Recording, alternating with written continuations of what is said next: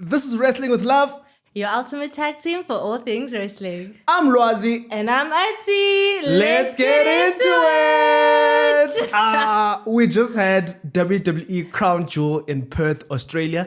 And I have to say, the thing I love the most, first and foremost, is the fact that it happened during the day for us. Right? Oh, so nice. From the countdown to the main show to the post show without having to be like, yo, Ndiozela. Loved Having it. to catch up, like we're seeing everything live. You didn't In have real to time. worry about spoilers. Yes, Nothing ne? like that. Oh, this was so brilliant. I also love how they put effort into the stage. It was like that diamond vibe. We had the pyro and everyone was decked out in all yellow for John Cena. Jonga. I love it. You know, I love yellow. I was like, well, that's your favorite color. I was just like, okay, it's my uniform. Nah, clearly they were like... they made sure with the merch, because I'm just like, did you see how many people? Also, it means Australia's balling, right? Because for at least 90% of the arena to have the John Cena shirts is quite something. Yeah, most definitely. Let's get into the first match. It was the Australian street fight. But, okay, you got something to say? Before singing kuyo, Sure. just speaking about like the whole atmosphere and everything. Like, we'll give our 2 cents and everything. But it's wrong for me. Oh, I know where you're going with this. It's wrong with singing the Yeah. Because like I was expecting to hear like the Australian, Yeah. and it's just like shame, poor lady, also nice, she's from Australia. And then just like the boos, people not being interested, singing the American national anthem. Like, You can't blame the crowd there. you can't, but it's just like we can't need For what? for the national anthem to be Oh, sung. yeah, that's the issue. I think it should have just been the Australian anthem because this is their moment. Like, we're it's in- their PLE. exactly. So at that point in time, about Gwali, about anything else. So Right? yeah. So but at least then when their anthem hit, Aye, Jonga. the It's- sound went right up there. So yeah, no, true. That was a crazy start to the show. I was just like, oh, here we go. Here we go, yo. And then also even just going back to SmackDown, just some of the chants, we got a feel of, okay, hey, they really tend towards like a very rough side. To put it lightly, I mean, even though Wade Barrett now had to say what the fans were calling Seth Rollins, and yeah, there was a lot, but They don't hold back. they don't hold back clearly. But yeah, Australian street fight. It was Bronson Reed versus Roman Reigns. I thought for sure the tribal chief, he's got this in the bag. He's going to get the W. But you know what? The problem lay because he was too arrogant from the get-go. Because I was saying to you But that that's the promo he was doing Roman. to the crowd and just taking his time. This is Bronson Reed though. This is Roman Reigns though. Yeah. You got it wrong. No, but like that's Roman's aura. That's who he is. And the thing is with Bronson Reed, we were clowning him a lot over Lendokbana. He's actually mimicking Roman Reigns so much. But actually, what if that was a strategy? He was actually learning this guy to learn how to defeat him. Because that's the streaking Hokus Belly. Gone to the tribal thief. Literally a person who can't be his own person. I was very shocked by this result. Bronson Reed beat Roman Reigns pretty much clean. Crazy. But As then can I be. did say this in Dine theory when it comes to wrestling, that whoever is dominating at the beginning, that's our loser. As soon as I saw Roman Reigns smashing him, taking him into the crowd, doing all these things, using all kinds of props, I was like, oh yeah, no. we saw cricket bats. There was the Aussie rules rugby ball. Yeah, there was trash so much. cans, full trash cans Yeah, at that. I felt sorry for the fans. I was like, what about them? And like, oh man, I think Roman Reigns was also just focused on Paul Heyman too much, because there were moments where he's throwing the ball now And then it at bounced Paul back to him. Heyman, and it's just like, come here, it's fine, move on, But oh man, like he. He pays Kaka Roman. I've said this before, but he slows things down and everything. But I didn't mind it in this match. Like, it actually made everything fit in like so well together. So I would actually say this is one of Roman's matches where like I enjoyed it because I also saw more character from him. He was clowning quite a bit, but just like seeing what Bronson Reed was doing, because there was a moment where Roman Reigns was gonna hit the Superman punch, and then like Bronson Reed, the way he counters like almost Roman Reigns, I'm just like, what the hell? But this is my issue from a kayfabe point of view. It was too much character work. It was just like, bro, get the job done. Then afterwards, you can do all these stunts. And surely he would have known as well. As soon as Bronson came out with just Paul Heyman, I was like, why isn't Braun Breaker there? Because we know he's going to come. And then boom, the spear comes from Braun Breaker. They even did the shield power bomb onto the table. And now the Usos have to come out to make the save. Did they have to come out? Yeah, Roman said it, man. I told you guys that these people don't think I can do anything alone. I told you, you guys coming out only matters when we win. Roman Reigns was not expecting them to come out, so even he was caught off guard because maybe that would have played a part. And then also Jey Uso, of all people, spearing Roman Reigns into the table. Yo, as soon as I saw that, I was like, oh, and the crowd was even like, yeah, you effed up there. Yo, no, but I can't get that image of myself out where I just shot up from the couch. I was like, no, I could not believe it. You could not believe it. Because I thought he's going to kick out for sure. And still, Bronson Reed, no one has kicked out of the tsunami. I thought for sure, either Clash or now at Crown Jewel, Roman will be the one. But now, Bronson has this nice record because he's only the second person after Cody to have pinned Roman in a one-on-one match in the past 5 years.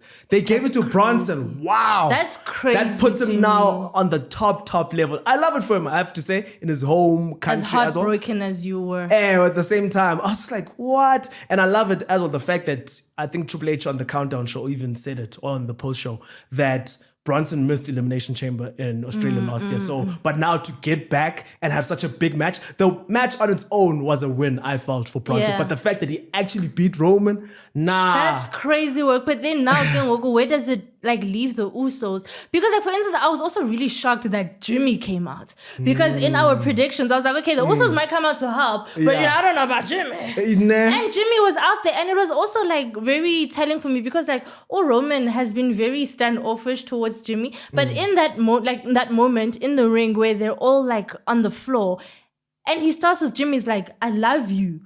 Good Jey Uso. I'm like surprised that he said that he loves Jimmy as well. And it's just like, why does Jimmy keep catching all the smoke? Because now even Jey Uso's walking out on him like, what did this man do? Like guys, Roman Reigns, when he came back, he didn't even congratulate him on the baby. Nothing. True, actually, why are we mising Jimmy so much? I hope this means that finally it's time for that big gym push.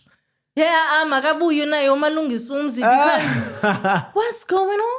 I need Jimmy Uso to go for the World Heavyweight Championship. Even if he doesn't win, we need to see him on that top tier level as well. Because from a storyline point of view. I was also surprised. Roman Reigns like, I don't want to see you guys till Christmas. I'm like, is he really going to be off TV until then? I mean, surely I think it's going to be another surprise return before Survivor Series. Surely we'll have War Games, Bloodline versus The Vision, maybe. And this is where I even said Sami Zayn is going to have to be called upon right now. He's going to be like, they're not feeling very oozy right now. So, but it was sad to see that scene, where they were sitting down and just kind of breaking down as the bloodline. Yeah, but I mean, Usami has his hands full right now. Hey, those open challenges. Upon open challenge. I think I passed it on to you because initially I didn't like you were against it. Open challenge, but now this specific one though, because he's killed it. The match with Javon Evans, John Cena, even the Nakamura match wasn't too bad on SmackDown now in Australia. So, wow, yeah. I mean, the MFTs are back, face paint and all. They were too. They're looking more powerful than ever. I hate the face paint though. They're not supposed to be scary they people. Look menacing, They're good. supposed to be just intimidating. And that aura. Face paint. You guys were all dissing them at Night of Champions. when they didn't look the part, they have no aura. Now they have aura. Akho orapa. Icona kum. And yo, Tamatonga is looking a bit jacked. Like, Even though you made me notice, but he's also got a little bit Nomkhaba. Hey. But yeah, any final thoughts on the Australian street fights before we no move shame. on? I like of Roman's matches. I actually enjoyed this one. We have very different views. I loved all the gimmicks and I mean, I love the match as a whole. I just felt Nyan from a kayfabe point of view that it just didn't make sense. But the match itself was great, right? Yeah. Kind of intensity, the brutality. It's always good when a street fight or whatever kind of match has that, and it's not just a normal match and you're just Yeah. using kendo sticks or whatever. yeah. So It was interesting to see like Paul Heyman's reaction every time Bronson Reed would get hit, because he would do those for like Roman when Roman is getting hit. And it's like, yeah. Speaking of his reactions as well, the win, I loved how he gave the Brock Lesnar conquering the streak. He was like, oh my gosh, you did it, you did it. Yo, no, this was cool. A great start to Crown Jewel. Now, next match, I was very surprised at the placement of this because I thought it would be second last, but we had the Women's Crown Jewel Championship. Stephanie Vaquer versus Tiffany Stratton. And in a blink of an eye, this match was over before they even started. the writers, you just made the list. Oh, I know, but Stephanie won. Yes, she That's won, what she wanted. but come on. That was not a Stephanie match. And for Tiffany, who is someone that has been undefeated all year, that was not a Tiffany match. Sure. Like, nah, man. Because also, and I've said this before, Kubana Yazi, finish like a Stephanie. By the time that it comes, the match needs to be hot. Oh, the devil's kiss, yeah. So I was mad on SmackDown when it was literally the second move she did. I'm like, I loved it. I was surprised because always there's that build up where it's like, okay, we're going to do the devil's kiss, then it gets teased and taken away. So the fact that for once it can happen at the beginning, I didn't mind that. Because also another thing with this match, like, it was just like, I'm actually ready for it to end. And the thing was like, Stephanie hadn't hit her finisher yet. So I knew it wasn't anywhere close to being over as of yet. So it didn't, I don't know, like, because I remember like the first time was when she like got back and everything. Like, about uyagula, or yes, there's yeah. something going on. Like, you know, Wrestlepalooza, is that still the case? No, surely not. Even though I will say I was a bit confused. We saw in the kickoff and then even now in this match, she was very emotional. I'm not sure if I've missed something, but yeah. It means a lot to her. Because, I mean, they're also like playing her dad in quite a bit. And mentioning by name, I'm like, hey, Twala or Hector. But I will say, tying back into what you said about Tiffany's undefeated streak, it should have been a whole lot harder to beat Tiffany. Yeah. Because now we've just given it to Stephanie when I feel it. Tiffany really should have won. I said it on our predictions on TikTok. She should have won so that a returning Bianca or a returning Jade are the one who get that energy of beating Tiffany. It's like, oh wow, that's the one who broke the streak, 17-0, whatever it is. She's been undefeated all year, longest reigning champion in WWE this year. Now it was just like, oh, that's Tiffany. Like, That's I think Stephanie is deserving, but I would just say, like, just how the match was, I would be like, not like that though. Like, you're deserving, but not like that. Nah. But she's the women's crown jewel champion. She got the ring and Yeah, and all. she can even lift it up because I was like, this thing is huge. And Stephanie's tiny. Like, I also have to shout out that production team as always. We know they kill it, and they kept playing that video, and I wasn't tired of it. The one where they transporting the titles from Saudi to Perth. No, that thing was clean. I was that like, thing was dope. I briefcase. Yeah, she can always open close.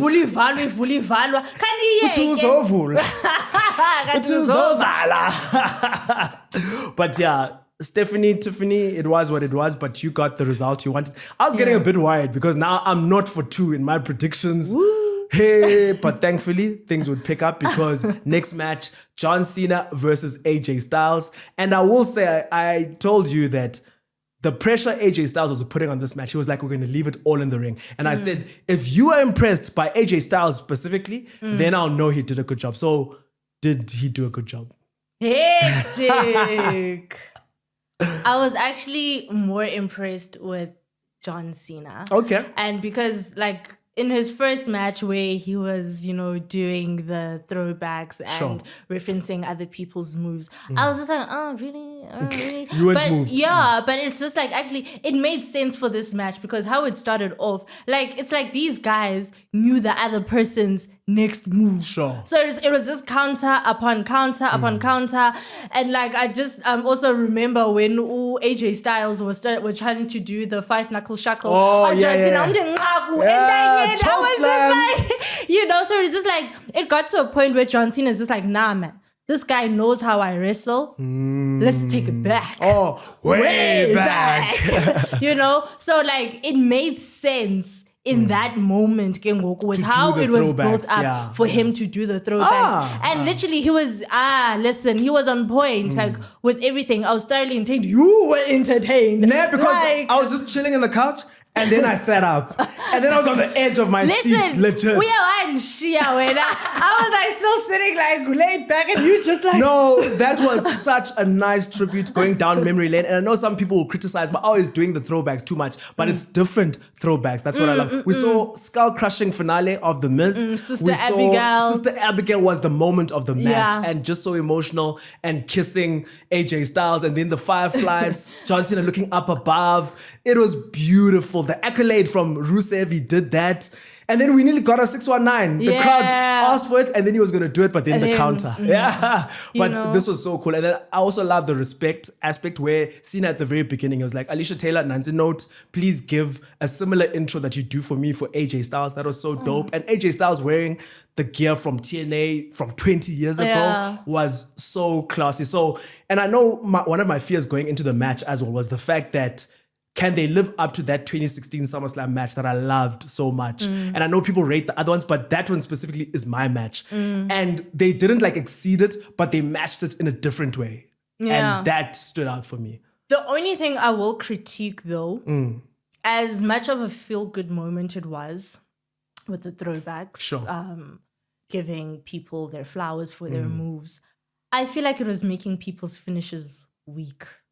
Because the thing is, Umtu wins with that finisher. Yeah. You done hit everybody's finisher, and AJ was kicking out of every single one of them. So that I didn't appreciate, and I think that's the problem I had with it the first time around as well. Because I'm just like, Utininge finishes because also he is hitting them well as well. So it's just like, and it's on that topic, the RKO that he did. That was clean. He did it so well. And even doing the smashing the ring floor. So, okay, that's a very good point. But I think now I was just in that nostalgia. You were in the moment.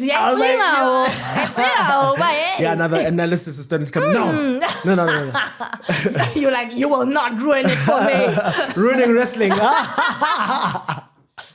No, it was a great match. And I think I'll go as far as to say match of the night. This was the one that really had me. So beautiful scenes. Anything else from the match that stood out for you? No. Yeah. No. But it was just shocking. They tricked me. How so? They tricked me because I like my prediction to win this match was always John Cena, and then they tricked me. Last minute, I think. Last minute, TikTok, because you switched why announce that AJ Styles next year it says finally, and I was just like, okay, about John Cena, because look, it's the last time that they're fighting was that thing, but you've when he beat her, don't, can't But I said to you, there's no way Cena can lose back-to-back matches. He lost to Brock at WrestlePalooza. It would not make sense. And then now we're really going on a dampener. He didn't have to lose to Brock. God, that one I'm still also fighting. That, yes. I'm still fighting that. He could have beat Brock and then I would have not minded he loses to AJ then. But the way they did it, And now the big question, we still don't know what's going to be next. He's got those 2 dates, Boston and Madison Square Garden, then a Survivor Series, and then that final match in December, Saturday night's main event. We have no idea. It's probably still going to be some War Games type of match. Yeah. But I don't know. Hey. Now let's go into the tag team match. We had Rhiyo Ripley and Io Sky taking on the Kabuki Warriors. Shock of my life. Kairi is an actress. Oh. Biggest actress I have ever come across in my life. Week after week after week, we're seeing her on some, she doesn't want to do this. She doesn't want to hear it. She doesn't want. Yay! she did not hold back when it came to smashing Rhiyo in that ring. There was literally just one moment where she was on the outside and then she like kicks Rhiyo and she hits her or something like that. And you could be like, oh, she's feeling bad. Kang baphinde, I feel she bad. She forgot. She forgot she's been acting this whole time. I don't buy it anymore. Kyrie is exactly like Rhiyo. Because, I'm not Rhiyo, sorry. Oscar. Because, this went a bit too seamlessly because I was expecting Oscar and Kyrie to fight a little. I was expecting Oscar to get a little frustrated with Kyrie. But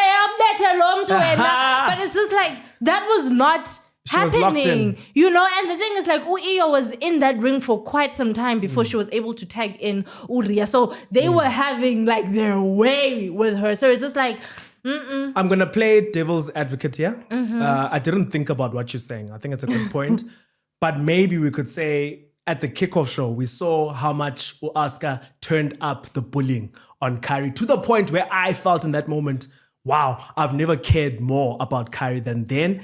And it's like we've got a huge baby face in the making, Kyrie. So she made Kyrie lock in, where it's like, Zeke unsogolisegla match undhlaze Australia. We're gonna have problems back home. So maybe. Or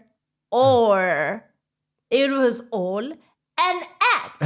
Because they were like, no, be scared and everything. They will expect us to not be a united front. So they will not train as hard in beating us. Because I'm sorry, that switch. Oh, snap. Hey, nah, you're coming through with the facts. Yeah, okay, you're making me think. I love that. No, but I think this match also, one thing I would critique is that it felt maybe just 5 minutes too long, where the 5 minutes Mhlambe could have been given to Tiffany and Stephanie, where it really just went by in a flash. This match, maybe they also thought, okay, Rhea Ripley, her home country, let's give her all the time in the world.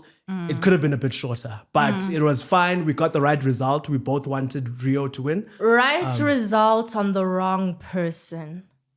Rhiyo pinning Kyrie, no. What did you want? It had to be Oscar getting pinned. No. It had to be Oscar getting pinned. Oscar, we've really built something special here. So I wanted to continue that momentum. So it's good that she wasn't pinned. Yeah, so now I want Rhiyo versus Oscar like in the main event of a Raw or even at Saturday night's main event in November. Oscar must beat Rhiyo. Then I want Oscar versus Stephanie because we need credible challenges for Stephanie, especially now. Stephanie's getting this major push that I did not expect. So on the back of this win against Tiffany, she has to have credible people. And Oscar right now is red hot. So I think Oscar keep her strong. Yeah. And then she can bully Kyrie even more and be like, you're the one who got us pinned. And we saw she's not shy to slap Kyrie. Yay. We saw on Raw before Crown Jewel. Wow! But also with Rhea though, Dinento, that's like, was she not using Rhiyo? Because why didn't Rhiyo come out with her on the post show? Why did Rhea take up all that, like literally win on her own? You're not the one that got the pin. You couldn't do it. Rhiyo did it. Why are you out speaking on the match? Yeah, some people have speculated as well the fact that this story is about the Kabuki Warriors and Rhiyo. Rhea uyazihlohla just because, it's my home country and everything. So tying into, I guess, what you're saying in a way. So yeah. I love the popularity of Rhiyo though. She is red hot. The people they chant her like so much. She's really improved. And I will give credit to Triple H where I remember beginning of the year when Rhiyo surprisingly won the title and then kept the title for so long. I was like, what are we doing here? But it's worked because now she's really like a top tier star. Yeah. So, and we still have in their back pocket now that big match. Rhiyo versus Rhea might even be at WrestleMania 42. I feel like it's big enough now because we've really kind of built this up. So, yeah. But yeah, that was the tag team match. And then let's get into the main event, Men's Crown Jewel Championship, Seth freaking Rollins. Watch and all, taking on Cody Rhodes. Thoughts, please. You? Like, it started off very slow. And it's like, Seth was angry at everyone but Cody. The ref is catching smoke. The commentators are catching smoke. The crowd is catching smoke. How about you focus on Cody? How about that? So like for me, it's just like, why are you so angry at all these other people? Are you frustrated? Maybe because Paul Heyman outrightly said, if you see Seth waving his hands, asking for some help. Don't go out. Like for me, that was a very telling moment. The Bronze were confused. They were I was just like, "Uthini because even Heyman, he was just like, when we talk about the vision of this industry and everything, it's you guys. And I'm just like, what about the visionary? And quickly on that conversation was very telling because now Heyman said, Bronson Reed, you are now also the future. And then Braun Breaker made a face of like, I thought it was me. Yeah, I thought I was. So, but that's the thing with Heyman. There's something. You've always said this. Actually, he sticks with the winners. Exactly. And my thing is, he was starting to doubt Seth, and you could see him starting to pull away. But I mean, also Seth, the way he just walked out on them, I was just like, on the kickoff show to Crown Jewel, and then even defying Heyman on the SmackDown before, I think, or the 2 SmackDowns before. True. Yeah. So yeah, for me, I was just like, okay, Seth, maybe is he in his head a little bit, because he doesn't know where he stands. Heyman couldn't really give him a proper answer. He kept on asking, Bana, if I lose, kwenzeka ntoni? And then only later, Heyman is just like, I mean, then I will have to think, Bana, why I chose you over Roman Reigns. And it scared me even more that Bronson beat Roman. Oh, yes. So it's just like, Seth, will you beat Cody? Because pelile ngawe mfana if you can't do it. Yeah. So I think right result. I'm happy with the result because I'm sorry, Seth is red hot right now. He can't take a loss. Yeah, and especially against Cody. 3-0. This guy will have really owned you if you lose in that situation. So I will say I agree. It started off slow, the match, but I love the big moments where we saw moves from both these guys we've never seen before. We saw the coast-to-coast headbutt from Seth. He might have even hurt his arm. Yeah. We saw Cody Rhodes do an avalanche cross Rhodes. That was brilliant. And then also the one counter, I think Cody was going for the disaster kick and then Seth caught him, did a power bomb. So these guys really stepped it up to the next level, to the point where I would rank now this match second in their series. And then number one is still the Hell in a Cell match, but this one is up there now. It was brilliant. So, but again, I agree. Right result, Seth freaking Rollins. And now when Triple H was putting the title on him, he's like, yeah, put it on nicely there, boss man. But it's just but Seth was still alone. Because Goku uyangenu Kathy to, do the intervention. I want nothing. Because I think he's even feeling it. I feel like a lot of people were doubting me leading up to this moment. Including himself. I think he was doubting himself. Yeah. It's because of Heyman. Heyman got in his head. Because the thing is, he thought, Kubana, I stole you from Roman Reigns. I'm expecting that you'll always have my back. But actually, it's possible. But should anything happen, Uzanshiya, you're not here to build me up. Oh, you're not here to help me be the next big guy. Kandi, you can just lose me. Because Roman Reigns, it took a while for him to get to where he is. I mean, Paul Heyman even said it himself. You were terrible on the mic until I pulled through. Oh, damn. So... Yeah, Seth is like, Heyman, the hype man, where you at? Exactly. I think what also left me a bit feeling weird at the end of the match was the fact that Seth cheated using the watch to punch Cody in the face and then the super stomp. I was like, what's wrong with him cheating? I get it from the point of view of, okay, we're giving him more heat. And the fact that now he over the top celebration at the end as if he wanted fair and square. But yeah, I was just like, I would have liked him to earn it and not cheat. But at the same time, I think maybe the logic is we're still leaving another Cody versus Seth match. Because now Cody can say, the only time you beat me, you had to cheat. Okay, cool. Did Cody earn his win against Roman? It was a no DQ match. It was bloodline rules. There were so many people who came into play, including Seth, to help Cody get that win. But we know Roman Kalogu, he always brings people. Seth even said it in the video package. I love that part 1, part 2 series they did. He was like, you can't do it on your own because Roman never did it on his own. He had the shield, he had the bloodline. So Cody had to fight fire with fire. So that was a clean win. I count that as a clean win. This was 1-on-1, normal rules. I'm just like, Wowzers. Yo, but yeah, anything else from the main event? Oh, I think you were bothered as well by the presentation compared to last year of the title. Yes. Stephanie and Seth standing there. And you were fighting me on this, Kubana. No, like it was different because Stephanie was wearing her title Sure. and holding up the crown jewel title. Okay. Seth Other way was around. it was the other way around, and you were like, no, they were both holding up, but it's like they didn't have that moment that Nansika, Cody, and Liv had, where it's like they're having that moment. It's just like, and where were the Kabuki dignitaries went there, so I guess that's why it felt maybe a bit rush, but it is what it is. But man, it just felt very.